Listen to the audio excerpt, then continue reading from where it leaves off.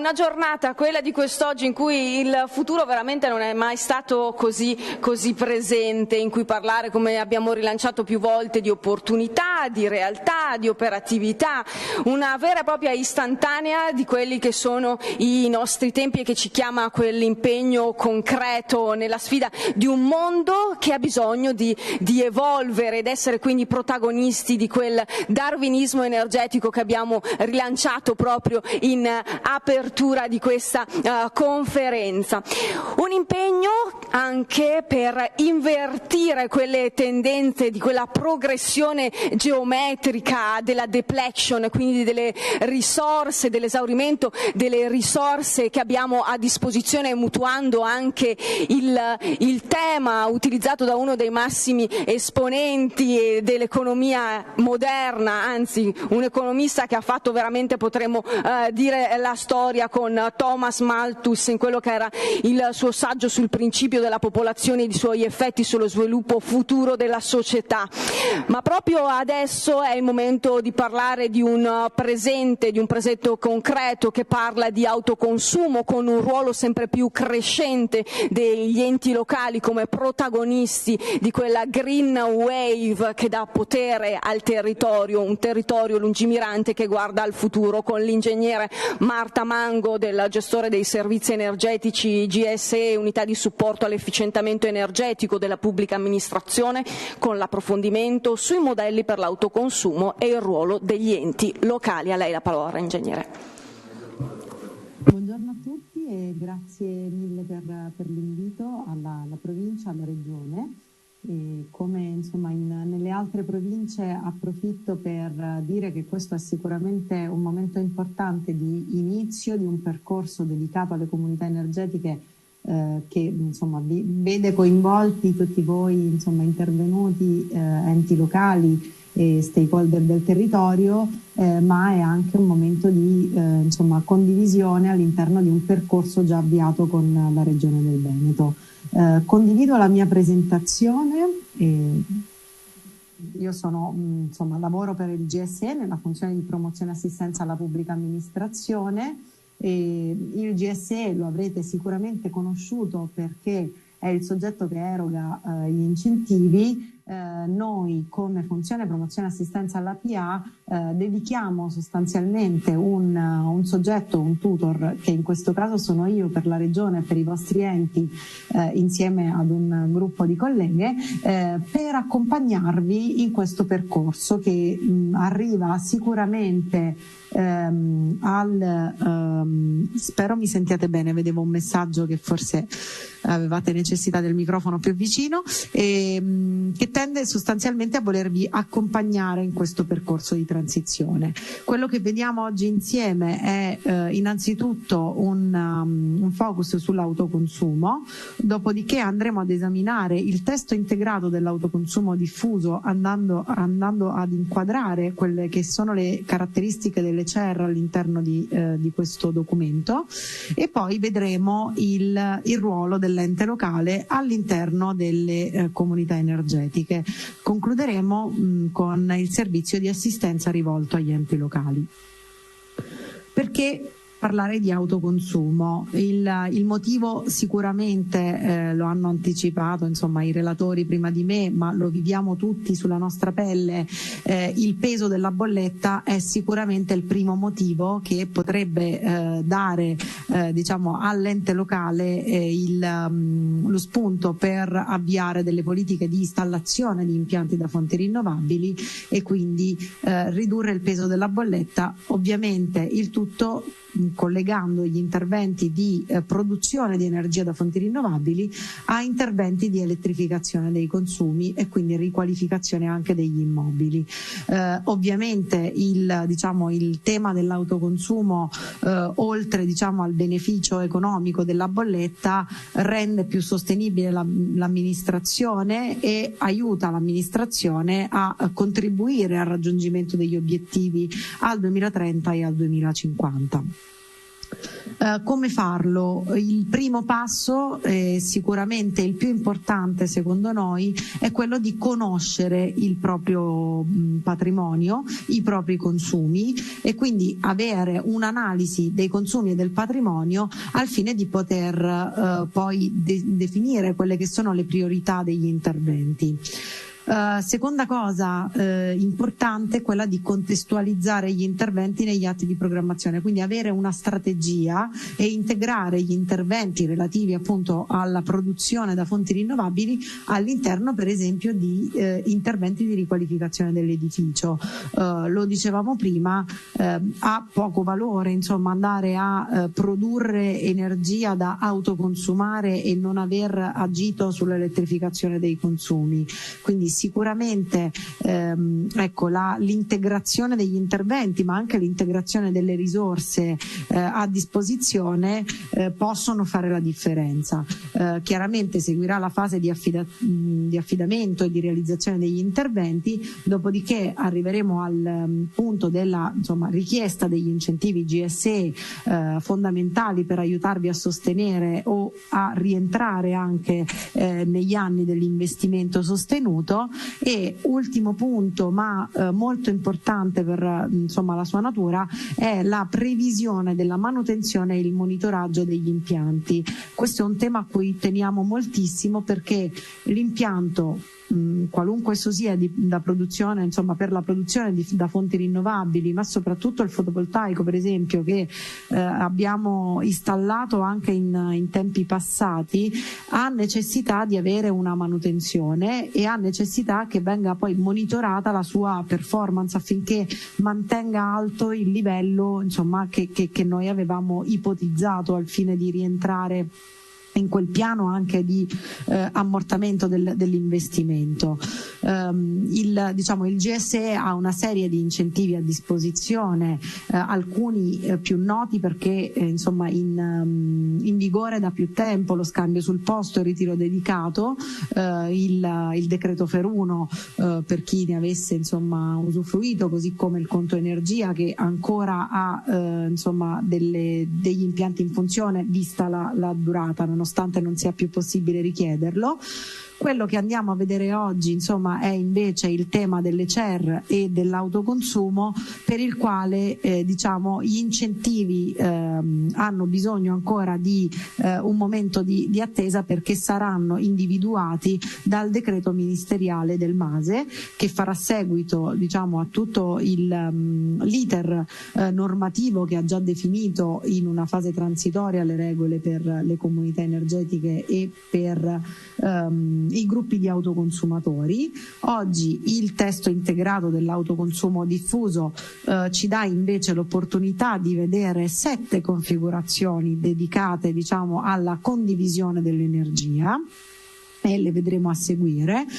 Manca l'ultimo miglio di questo percorso che sarà definito dall'emanazione del decreto MASE, appunto, che definirà le tariffe incentivanti per le configurazioni, e le regole tecniche del GSE, che vi daranno le modalità e i requisiti per accedere al servizio e quindi richiedere anche l'incentivo al GSE.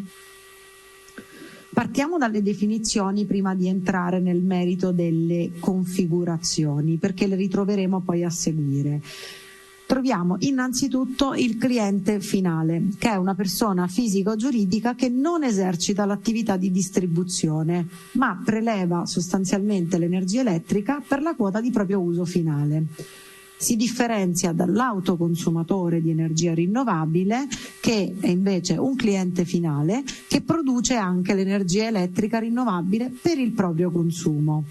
Ancora una differenza con il cliente attivo, che è invece un soggetto che svolge almeno una delle funzioni che vedete qui elencate, e che sostanzialmente è attivo, ha un ruolo attivo all'interno del mercato, quindi produce energia elettrica per il proprio consumo, può accumulare o addirittura vendere l'energia elettrica autoprodotta e partecipare in qualche modo, come dicevamo, al mercato.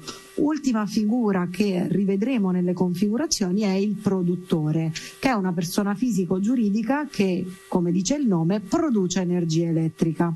Indipendentemente dalla proprietà dell'impianto di produzione, è sicuramente l'intestatario dell'officina elettrica ed è l'intestatario di tutte le autorizzazioni alla realizzazione e all'esercizio dell'impianto. Passiamo a questo punto alle 7 configurazioni, le vedete accorpate in 3 macrogruppi. Il primo macrogruppo riguarda sostanzialmente gli autoconsumatori individuali a distanza. Questi rappresentano la vera novità del testo integrato sull'autoconsumo diffuso, perché le successive 2 vedono invece i gruppi di autoconsumatori che abbiamo già imparato a conoscere con i gruppi di autoconsumatori di energia rinnovabile che agiscono collettivamente. Si aggiunge a questo gruppo il gruppo di clienti attivi, mentre per le comunità energetiche abbiamo le comunità di energia rinnovabile e le comunità energetiche dei cittadini. Nel gruppo invece iniziale, che vi dicevo essere la novità di questo testo integrato, troviamo l'autoconsumatore individuale di energia rinnovabile a distanza che utilizza la rete di distribuzione. Lo stesso soggetto può essere, si differenzia solo per il tipo di distribuzione, quindi è sempre un autoconsumatore individuale a distanza ma con linea diretta. E ultima possibilità, si differenzia nel soggetto, che non è più l'autoconsumatore individuale ma il cliente attivo.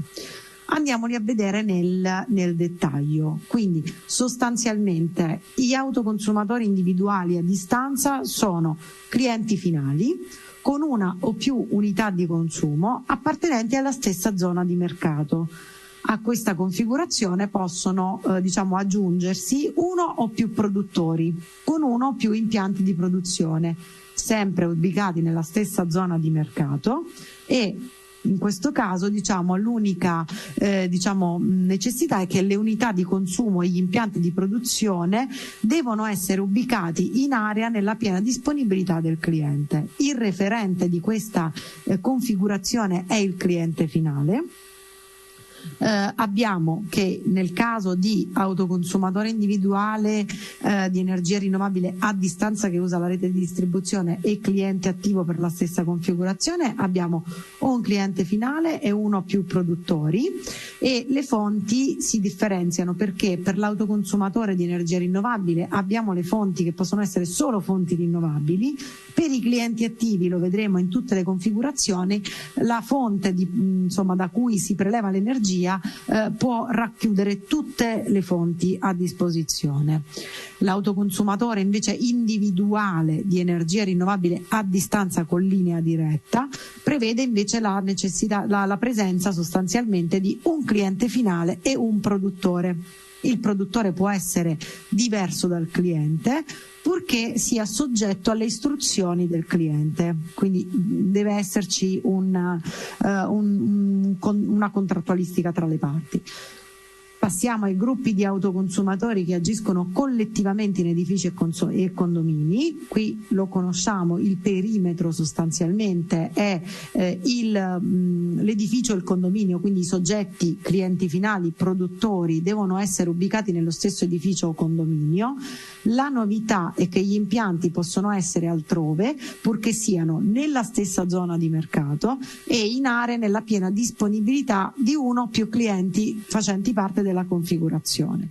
Come avete visto, una delle novità è la zona di mercato. Ora nelle prossime slide la approfondiremo perché non eravamo abituati a parlare di zona di mercato. Il referente in questo caso, quindi di comunità energetica, è la comunità energetica stessa in quanto soggetto giuridico.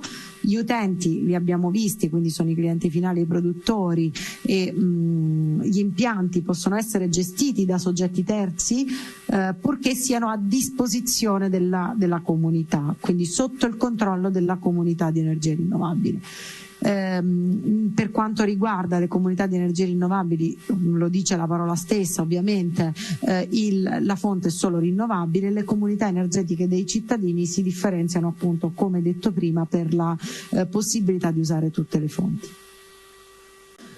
Facciamo un focus sull'energia condivisa. cosa si intende per energia condivisa? Innanzitutto è l'energia prodotta da uno o più impianti non inclusi da fonte rinnovabile, non inclusi in una configurazione di autoconsumo diffuso. Chiaramente è condivisa l'energia non direttamente assorbita nella forma dell'autoconsumo fisico, ed è l'energia, lo vedete dal grafico, contestualmente immessa in rete e prelevata da uno dei partecipanti alla configurazione. Passiamo poi a quella definizione a cui accennavo prima. Eravamo abituati nella precedente formulazione delle caratteristiche della comunità energetica a conoscere il perimetro della comunità e quindi dell'energia condivisa con la cabina secondaria. Oggi il testo integrato sull'autoconsumo diffuso definisce tre sostanzialmente energie che vengono poi considerate all'interno del testo relativamente a diversi perimetri. In particolare avremo l'energia elettrica condivisa, che a questo punto non è più riferito alla zona della cabina secondaria ma alla zona di mercato, che quindi ha un perimetro molto più ampio. Avremo poi, in ordine di progressione rispetto alle circonferenze, quindi ai perimetri che si restringono, l'energia autoconsumata, il cui perimetro è la cabina primaria o l'edificio, a seconda che parliamo appunto di gruppi di autoconsumatori o comunità energetiche e autoconsumo individuale a distanza. Ultimo sottoinsieme è l'energia elettrica incentivata, che è sostanzialmente l'energia elettrica all'interno autoconsumata, quindi il cui perimetro è sempre la cabina primaria o l'edificio, ma che è sostanzialmente prodotta da impianti che verranno definiti dal DM Mase ma incentivabili, quindi impianti nuovi sicuramente con una potenza massima di 1 megawatt. Ciascun impianto può avere una potenza massima di 1 megawatt. Anche questa è una grande novità rispetto al passato, per il quale avevamo una potenza massima dell'impianto di 200 kW. Andiamo a vedere delle rappresentazioni delle varie configurazioni. In questa prima slide vedete per esempio la rappresentazione della configurazione di autoconsumatore individuale a distanza che utilizza la rete. Immaginiamo il comune che ha i suoi impianti in area a disposizione dell'amministrazione, la scuola, il municipio, la piscina comunale, e utilizzando la rete di distribuzione potrà utilizzare l'energia prodotta sull'edificio del municipio all'interno dell'edificio della scuola. Qual è il vantaggio? Sicuramente quello di non dover costituire un soggetto giuridico. Per quanto riguarda i valori economici, li vedremo chiaramente con il DM Mase. Vediamo però la differenza delle varie forme di energia che andremo a considerare nel calcolo del ritorno dell'investimento, quindi l'energia condivisa, autoconsumata e incentivata, secondo quei perimetri che abbiamo visto precedentemente. In questo caso avremo sicuramente solo fonti rinnovabili e potremo avere un cliente finale e un produttore che possono coincidere oppure no. Il cliente attivo che a distanza, che utilizza la rete di distribuzione, ovviamente si differenzia sostanzialmente nel soggetto, che appunto abbiamo detto essere un soggetto che partecipa attivamente al mercato, e soprattutto nella possibilità di avere impianti che vengono ricompresi all'interno della configurazione, non solo rinnovabili. Passiamo poi all'ultimo blocco delle delle prime 3 configurazioni, quindi l'autoconsumatore individuale di energia rinnovabile a distanza con linea diretta. Come vedete in questo caso chiaramente l'impianto è direttamente collegato all'utenza, quindi il punto di produzione e il punto di prelievo sono direttamente collegati. La distanza massima della linea diretta non può essere superiore a 10 km chilometri. Vediamo che in questo caso l'energia condivisa è sostanzialmente anche autoconsumata fisicamente e gli impianti chiaramente sono solo impianti rinnovabili. Passiamo poi ai gruppi di autoconsumatori di energia rinnovabile che agiscono collettivamente, li abbiamo già visti sostanzialmente, prevedono sostanzialmente l'accesso alla configurazione dei soggetti che fanno parte del perimetro dell'edificio o del condominio. La novità è che è possibile far rientrare all'interno di queste configurazioni anche degli impianti che ovviamente sono nella disponibilità di uno dei membri del gruppo di autoconsumatori, anche se non sono nella stessa area dell'edificio, ma che però fanno parte della stessa zona di mercato. Ricordiamoci però che rispetto all'energia incentivata siamo in attesa del DM Mase, ma la zona, il perimetro sarà sicuramente l'utenza e gli impianti nel medesimo edificio e condominio, quindi è possibile inserirli, ma non sarà oggetto di appunto incentivo, mentre contribuirà alla definizione dell'energia condivisa. Gruppo di clienti attivi, ormai lo abbiamo fatto nostro, quello che cambia è il soggetto e soprattutto l'impianto, che non è solo da fonte rinnovabile, il resto resta sostanzialmente uguale. Le comunità energetiche di cittadini si differenziano anche in questo caso perché gli impianti non sono rinnovabili. Passerei alla comunità di energia rinnovabile per riprendere innanzitutto le modifiche sostanziali rispetto a quelle che sono le comunità di energia rinnovabile oggi candidabili all'incentivo, quindi secondo la normativa vigente fino al decreto Mase per il quale siamo in attesa. Impianti che possono accedere sono all'interno di una zona di mercato. Questi impianti contribuiscono a definire l'energia condivisa. Gli impianti che ricadono invece all'interno del perimetro della cabina primaria contribuiscono a definire l'energia autoconsumata. Gli impianti all'interno della cabina primaria nuovi e con potenza massima per singolo impianto di 1 megawatt contribuiranno invece a definire quella che è l'energia incentivata. Ovviamente avremo sempre una quota di energia autoconsumata fisicamente che inciderà sul risparmio in bolletta sulle utenze comuni e non è necessario in questo caso per la comunità, come eravamo già abituati a sapere, che esiste la necessità di costituire un soggetto giuridico, di gestire amministrativamente la comunità e soprattutto la possibilità di gestire, perché è permesso l'ingresso e l'uscita dei membri all'interno della comunità. Quindi è cambiato il perimetro, è cambiata soprattutto la taglia degli impianti. I soggetti che fanno parte della configurazione sono clienti finali e o produttori. Ovviamente rispetto all'incentivo ci riserviamo di attendere il decreto Mase. Passiamo a questo punto a quello che potrebbe essere il ruolo dell'ente locale all'interno di una configurazione di una CER. Sicuramente il Comune può avere il ruolo di promotore, può avere un ruolo di membro della comunità di energia rinnovabile e può mettere a disposizione i propri asset senza necessariamente essere membro. In che modo il Comune può essere promotore? Può sicuramente evidenziare le opportunità, conoscendo ovviamente il proprio territorio e sfruttando il proprio ruolo nei confronti del distributore di rete. Può inserire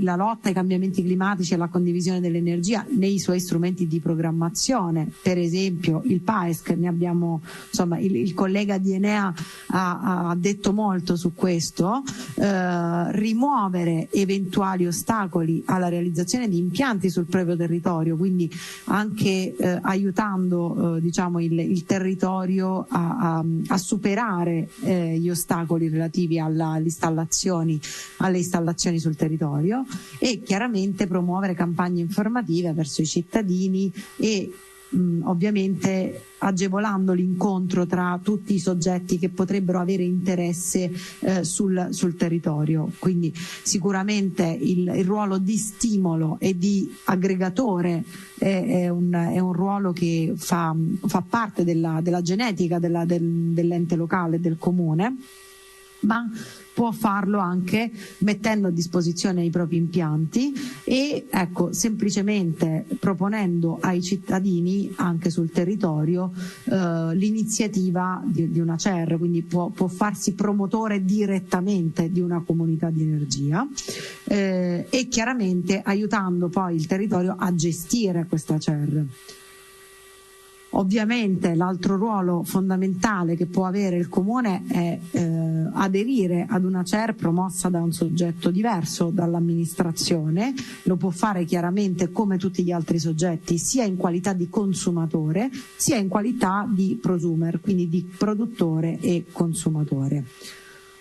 Ultimo elemento, l'abbiamo già detto, il Comune mette a disposizione i propri asset, non per forza i propri impianti come produttore esterno, possibilità assolutamente valida, ma anche semplicemente mettendo a disposizione della comunità energetica un'area nella sua disponibilità.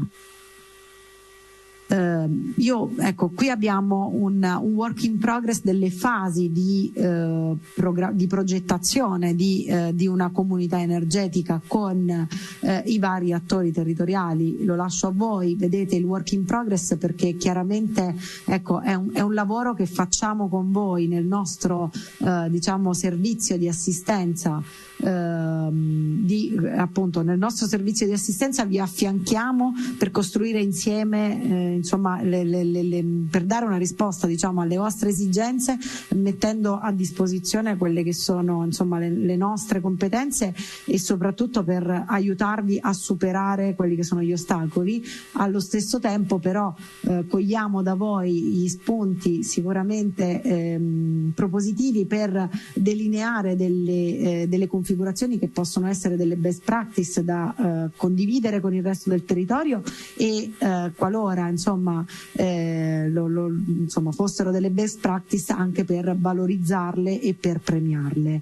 Il nostro servizio di assistenza si basa sulla figura di un tutor che, come vi ho detto, per il territorio sono io insieme alla dottoressa Marcella e alla dottoressa Galini, quindi siamo a disposizione per l'avvio di questo percorso. Quindi oggi volevamo darvi una panoramica, saremo lieti di riprendere il tema non appena sarà uscito il decreto del MASE sugli incentivi. Abbiamo un programma di formazione dedicato agli enti locali che prevederà sicuramente un momento dedicato a valle dell'uscita del decreto e siamo a disposizione per continuare quanto iniziato oggi. Grazie mille.